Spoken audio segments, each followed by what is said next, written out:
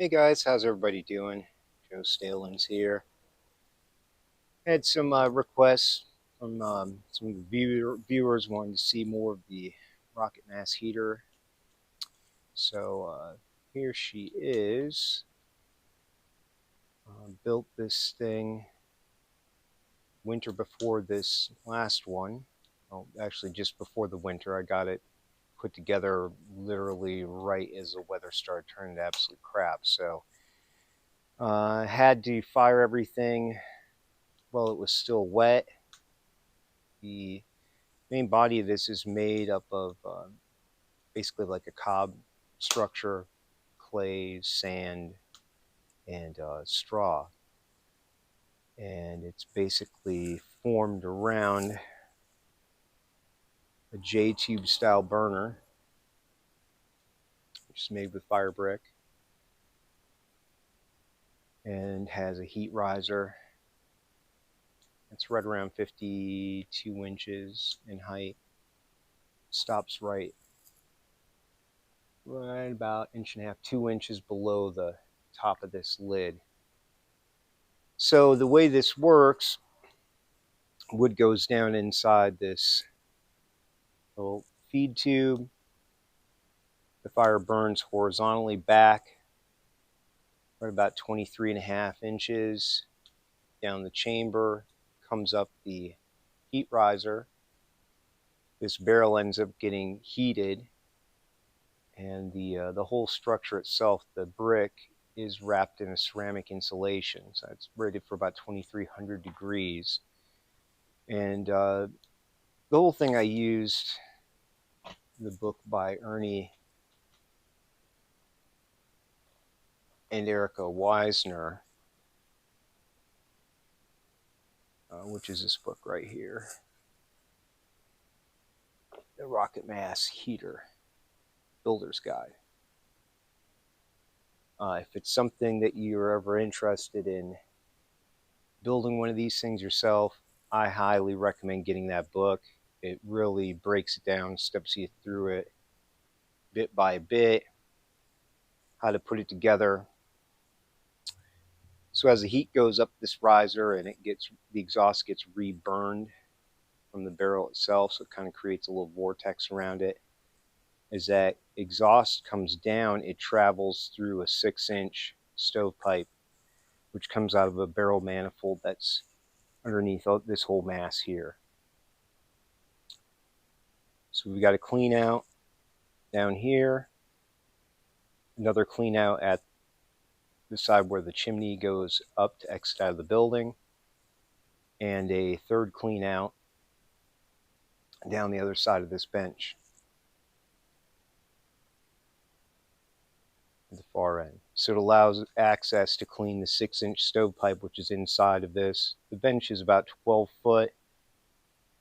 So you've got 6-inch stovepipe exiting from this direction out at a slight rise, coming down, back up this way again at a slight rise, and then it goes ahead and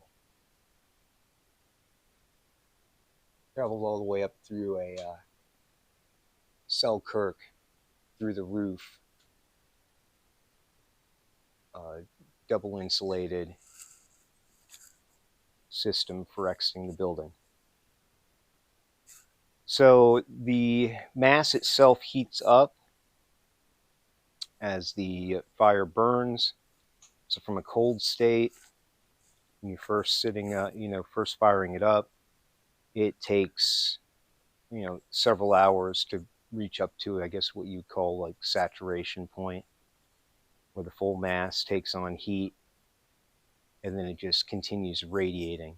And you're getting heat immediately from it during that time.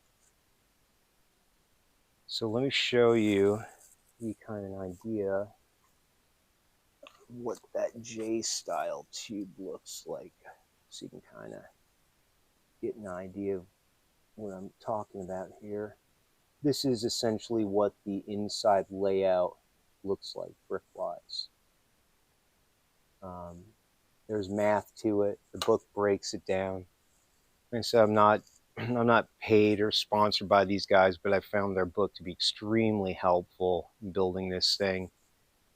Over this spring, we're going to actually be redoing the outside. I wanted to get it done this last year, but ran out of time. And I mean, stuff happens. So there's some, cosmetic stuff that I don't love about it. I need to redo the bricks anyhow, which I'll be using a refractory mortar and resetting it all. But we've proved that this concept works. It's gotten us through, now 2 winters. Well, we're not quite through this one, but it's worked really good. Even on the really cold days, it works fantastic just because the mass itself stays hot. It keeps radiating that heat out. So even if it's sub-zero outside, you can come back and sit on your bench, warm your buns right up, and it makes for a very pleasant experience. I mean, the animals love hanging out here. Everybody that has come over so far and gotten to see that, which there hasn't been too many people, but those that have really enjoyed it. It makes for a pleasant place to sit and, kind of not feel so crappy on a freezing cold winter day. So just a short little video here, guys. I'll be doing some shots of this as I break it down this spring. The cool thing about this cob mix is that you can recycle it. So essentially we'll be going through wetting this whole mass down, sort of peeling it back, remixing, and that material will actually go right back into the bench. I want to add more mass to the bench itself. And so that's the one nifty thing about this, man. Unlike concrete, you can't do that. You can't just chip it up and remix it. This is stuff that's come right from the earth. Cost of all this, well, I went on Marketplace to source my bricks, the fire brick. So I probably have $60, $80 in fire brick. And then there's another, 24, let's say 40-ish feet approximately, probably less than that, of 6-inch stovepipe and fittings. So, I mean, all in all, if you think about what the cost is to buy a wood burner, they go anywhere from a couple $100 for a little thing up to, just the price keeps going up. So if you're a person that's able to DIY stuff and follow instructions and do a little bit of basic math, it's really, I can't think of any other way to do it. I mean, it's just the most efficient. And after living through the very first winter out here with just a tiny little cast iron wood burner, I will never go through that process again, dealing with it like that. That was absolutely miserable. So this is definitely our preferred way to heat. We run only on wood out here. We have no other heating source. And there's definitely improvements will be made on it.